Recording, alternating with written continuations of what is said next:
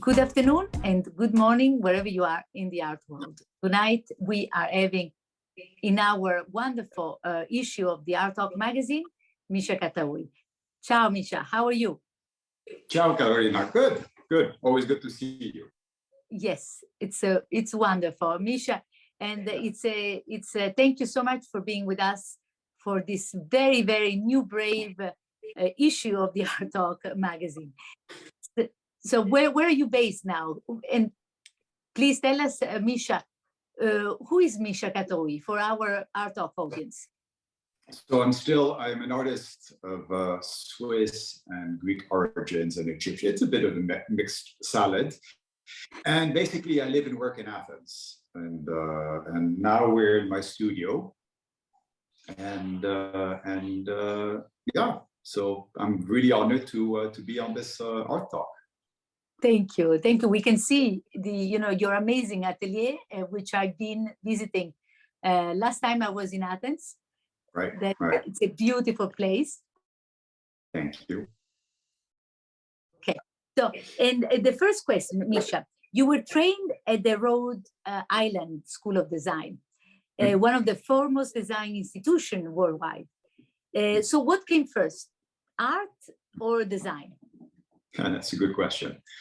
Well, actually, my mentor, which was called Mark Harrison, had so I studied industrial design although RISD, the school offers courses in everything, in painting, from architecture to glass blowing, but I specialized in industrial design, and my professor's motto was to never design something because you want to design something. First, understand the problematic. And if you really truly understand a problem, the design is going to dictate itself. And so I kind of applied this to art in a way that I'm using art to not solve problems, that would be wishful thinking, but rather to engage the viewer in a conversation. And so I kind of when being at RISD, you had to take classes in every medium. And I had an inkling for sculpture. So that's what brought me where I am today, is combining that industrial design background and model making skills and combining it with sculpture and art. So I believe they're very intertwined, one with the other. I've never really dropped the boat, or, I'm still on board with industrial design in some ways, and of course with art. Wonderful. Then we can see maybe a little bit afterwards about some of your later and maybe earlier works, if you can share with us. But much of your artwork, Micha, could be qualified as politically engaged. What we have come to refer to the art talks as social realism. Is this influenced by your mother, Micha Cattaui, in the mind behind the World Economic Forum? Oh gosh, if Professor Schwab heard you say that, he would be squirming in his throne. No, I didn't have my desire to get into politics, well, not into politics, but really to engage in social realism, came when I moved to Greece, actually, because I moved here in 2004, and it was way before the crisis. And I was just shocked of how everyone was living really in a bubble. Like, I mean, they were spending money they didn't have on things that they didn't need. And the whole thing was, and I had just arrived, I was living in the Philippines then. So for me, it was a complete opposite worlds. And so I started doing artworks using the Greek flag as a basis to actually reflect how crazy the times were. So yeah, so no, it started in 2004. Yes, and about your flags, they are beautiful. Also the technique, it's very, very, there is a big metaphor. Yes, you could say that. Yeah, yeah.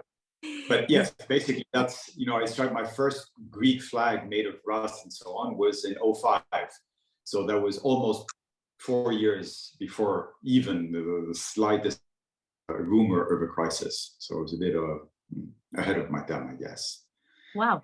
But also because you use something, as I said, you use a very, very specific material for that. Can you tell us a bit about this process?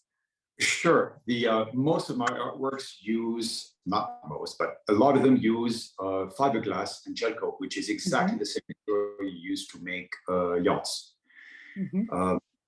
Why? Because it's readily available here, being in Greece, and it's a very nice material. So actually, I mean, you can go any size. You can go from small to extremely large.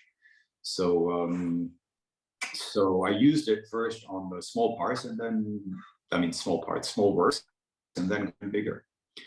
And now I'm using it actually with this new series, where I actually use silicone and create somewhat time capsules in the streets around Europe. And what do I mean by time capsule is during COVID, I had to travel quite a bit. And during COVID, I realized how the cities lost their ethos, their energy. Obviously, the streets were empty. But basically, it goes to show how the streets show the character of the city. And so what I did is I would go around areas, and whether in Milan or Geneva or Athens, and I would go to very specific areas that had this lively neighborhood, and I would pour silicone on the pavement. And when you pull it off, it actually created literally like a time capsule, but also the way photography was used back in the 18th century to capture a moment. And then I would bring the silicone back to my studio and cast it with this marine gel coat and fiberglass. And it would just literally take everything off. So, for example, I don't know, let me see. Yeah, if you can show, that would be amazing. Yeah. No, let me bring the iPad down. So, I don't know if you can, so for example, here, I have this outside of my house for 3 months. And these are all the footsteps of people coming in and out. So they would put this on the silicone, and then I would cast the silicone. So you have literally, it's kind of a little abstract story of my entrance. Or this one. Are they quite heavy? Sorry? When you move them, they're quite... Yeah, they're a bit heavy. This one, for example, I don't know if you can see it. Yes. It's basically a street in Geneva, and so you have 1 hour going one way and an hour going the other way, and it's typical Swiss, that they change their minds. So you could have it this way for finance, and you could have it horizontally for politics. And actually, we even got there was a coin of 5 francs on the tramway that got squished into the tar. So it just like the silicone literally grabbed everything. So how did you do it? But how did you do it? In the middle of the street. So you just put the silicone like that. Yeah, I got in a bit of trouble. In Germany, I got in Switzerland. Okay. Yeah, well, no, it didn't bother me so much because I explained what I was doing, and the road was a construction. Obviously, as you can see, the arrows were painted over, so I was okay. But however, I did this in Germany, and they weren't too happy about the month. So yeah. And no, I also yeah. No, I hope you didn't do it in Italy. You were going to be run. Okay. I did. Yeah, I did it in Milan. I did it right outside the university, the Da Vinci University. I think it's a school of language. I'm not sure. And school of language. And actually, it was right outside, and they had this amazing graffiti wall that students would go in and put messages all the time on it. Beautiful. And, yeah. But now, for instance, it's already was for another exhibition that you had, or it's a current exhibition that you're going to have for this? No, these works are the continuation of an exhibition I had in Germany with the Nico Meyer Gallery. However, yeah, it's I'm discovering a new kind of theme, or an extension of the current theme, being the usage of time. That it's as I said, the silicone creates kind of a time capsule. And it made me think a lot about time that we always never have enough of. And I started looking into it and found a very interesting article of how time existed as a currency back in the, I believe, 17th century, late 17, early 18. And what they did in the US, they would print money with minutes on it. So you would have 1 hour, 2 hours, 3 hours. And when you worked, you were paid with hours off of work. So it became a currency. It obviously didn't work too well, but, and then there was also a very good French movie. Well, the concept of the movie was very good, where also time was a currency. You could buy other people's time so you could live longer. Wow. And it's a very, so why am I saying this is, this is what I would like to try and explore, is the usage of using, of course, art, by trying to immortalize time and moments and create memories. You see, for example, these works that I've done are in between photography and sculpture. It's actually, it's making a sculpture out of photography, in effect. So, yes. So that's, I'm exploring that avenue. We'll see wherever that goes. It is beautiful what you're saying, because, you know, especially during COVID, as you said, we had to confront ourselves with the different, with different time, with different, you know, with different also speed.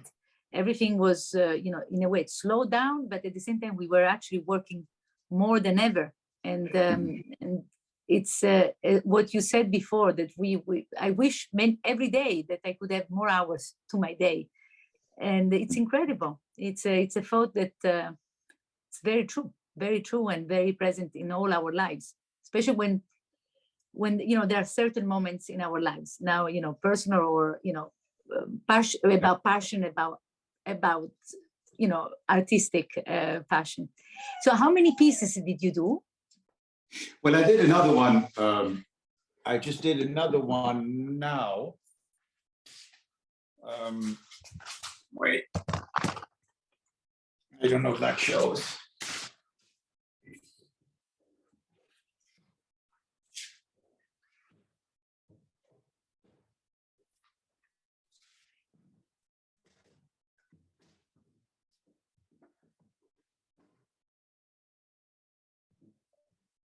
This thing, yeah.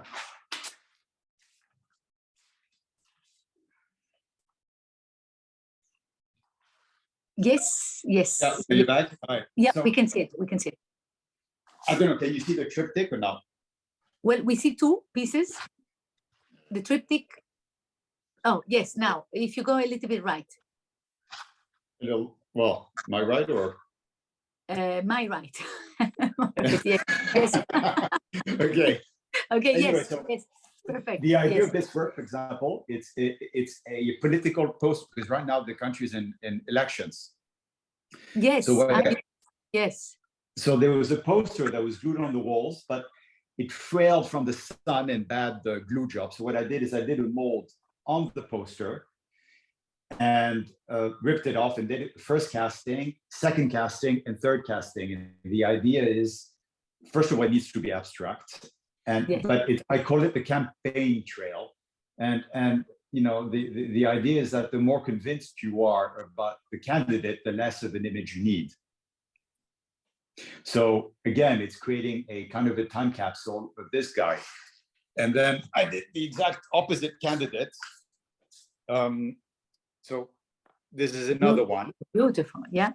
But obviously his opponent. But again, it's kind of abstract, but yes, without being so abstract. It was based on those two candidates. On the two candidates, so one in white and one in black, also, because you know there's different. It was a choice that you took. Yeah, purposely. Yeah, completely. Yeah.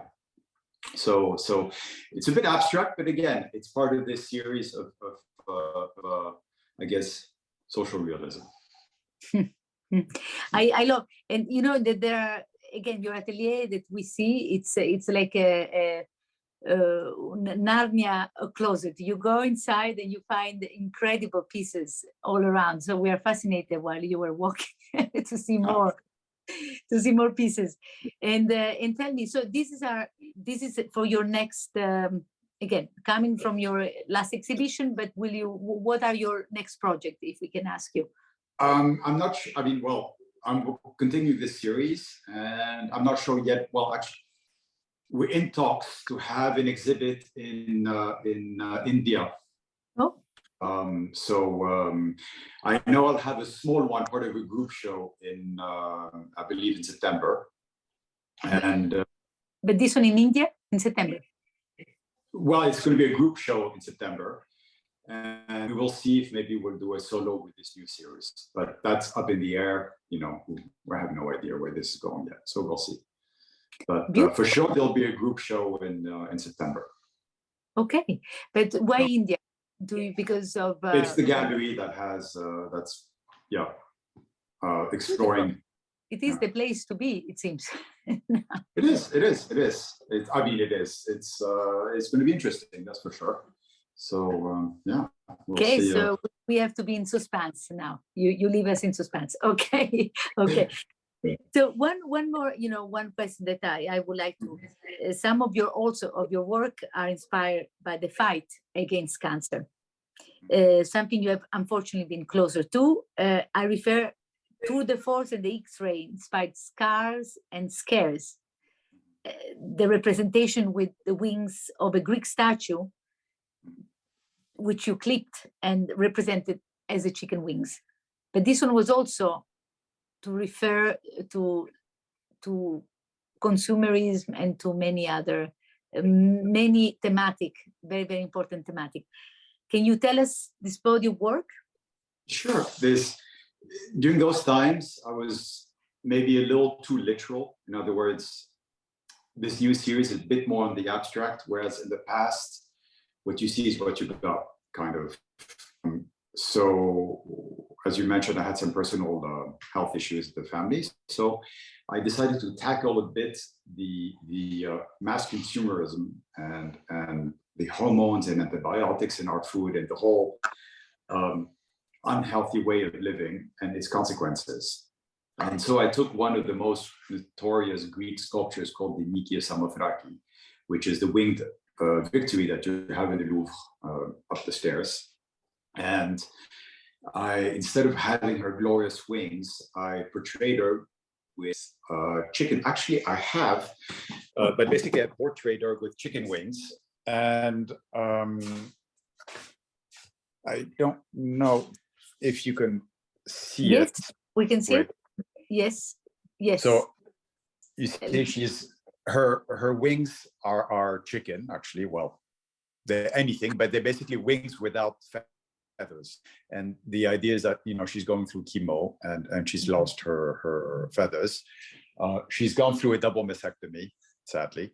But so I did the sculpture in order to be able to take it to the hospital. I made it out of metal, in order to take it to the hospital and have it X-rayed there. And because X-rays work with the atomic mass of a material, and that was kind of, so with the X-ray series, basically I did sculptures in a certain way to use them for the X-ray, and the X-ray is the artwork, not the sculpture. So the final artwork was X-rays of this. And the idea of an X-ray is because obviously I was in the hospital quite often and thought it would be a nice medium to use to show from the inside. This is I think, a very touching thematic because, it touches all of us.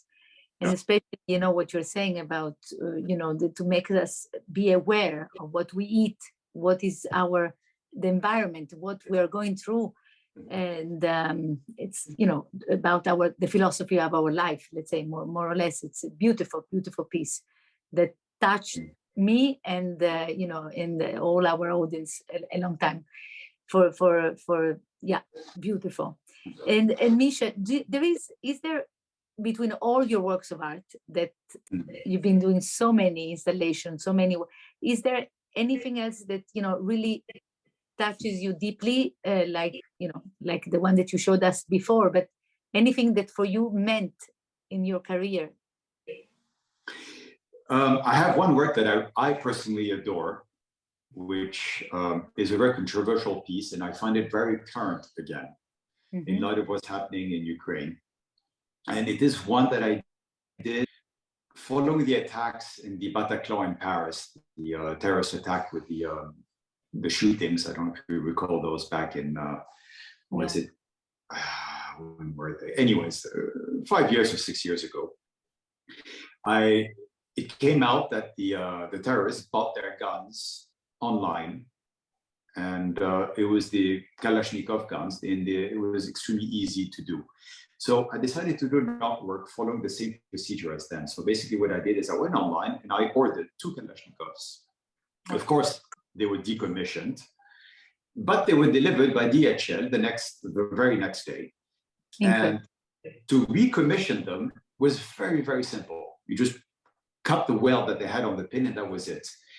And so I used them. Actually, I found also an old decommissioned gas pump, and I combined both works together as a statement of who fuels what. And, you know, does terrorism fuel the oil industry or vice versa? And so it's a sculpture that I really like, and that it keeps on coming back as a recurrent theme of how true it is. An example, as you know, we have all these sanctions on Russian oil, but it's a joke. It's a complete joke. Why? The Saudis are buying crude oil from Russia, sending it to Saudi, refining it with their own refineries, and then selling it as Saudi oil, which we countries who have the sanctions are buying. So it's a complete joke. And so again, this artwork would be extremely symbolic and representative of these.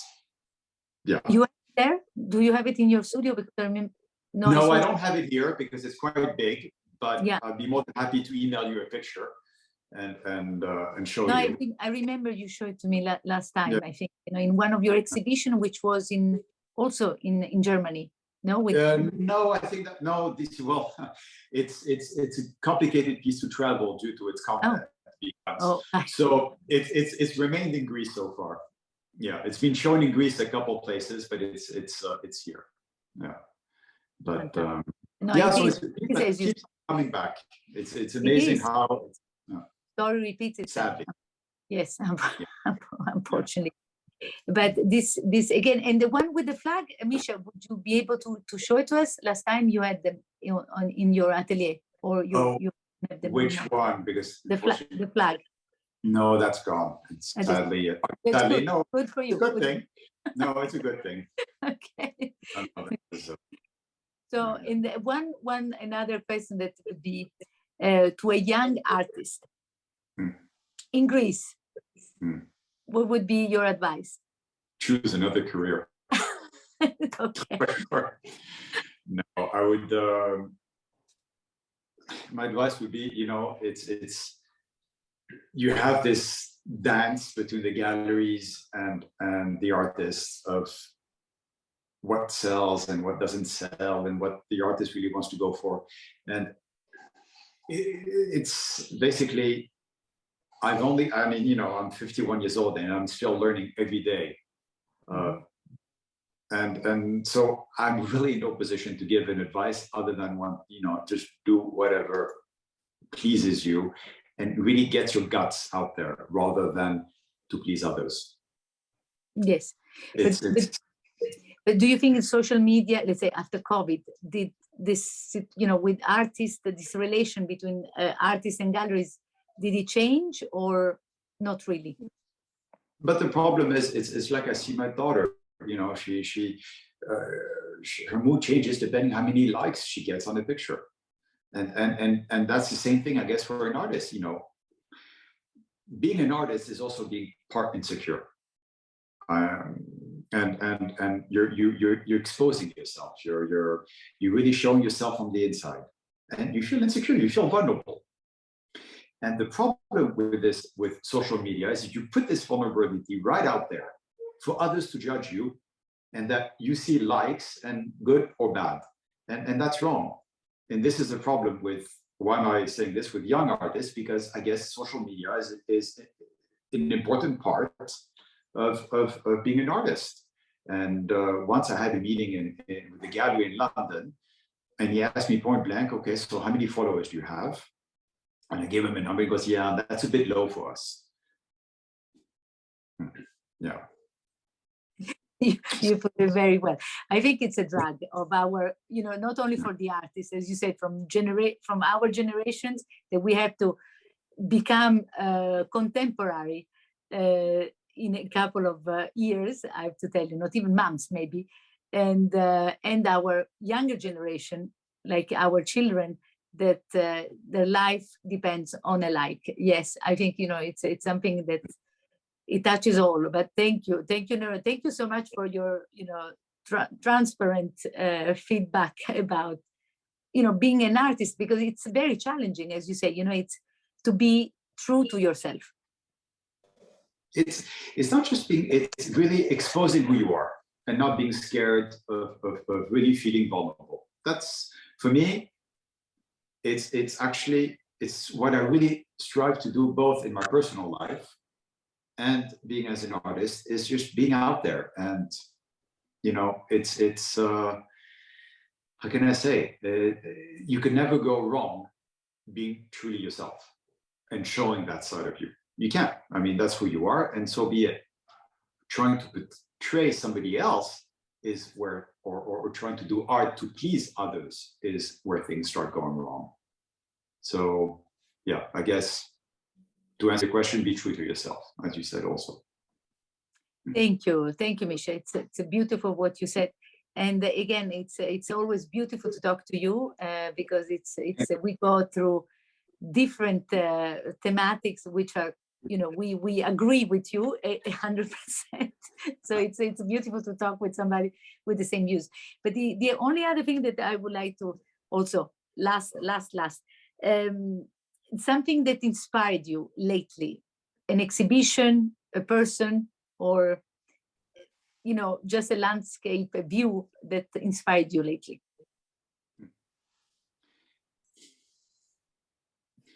Yeah, I mean, I don't want to elaborate too much, but time is definitely something that has touched me, that we never have enough of. And we always saying, oh yes, I want to do this, but when I'll make time for it, or when I have time, and that becomes never time. Mm-hmm. And so I would like to try and find a way to immortalize moments in my life that I would like to share with others, and to try, well, not just mine, but in happy moments or important moments, and to try really to bring them to a sculpture. But using again this method of creating time capsules. It sounds very, generic and cliche, but it's still in the process. It's in the making. I'm not exactly sure how where it's going, but basically it's immortalizing moments time. Yeah. Well, it's simply beautiful, because this is what all we need. And again, simple things are the most valuable things, always. Micha, grazie. Eucharisto, Parapoli, thank you. It's always an honor to talk to you, and looking forward to meeting you in Art Basel.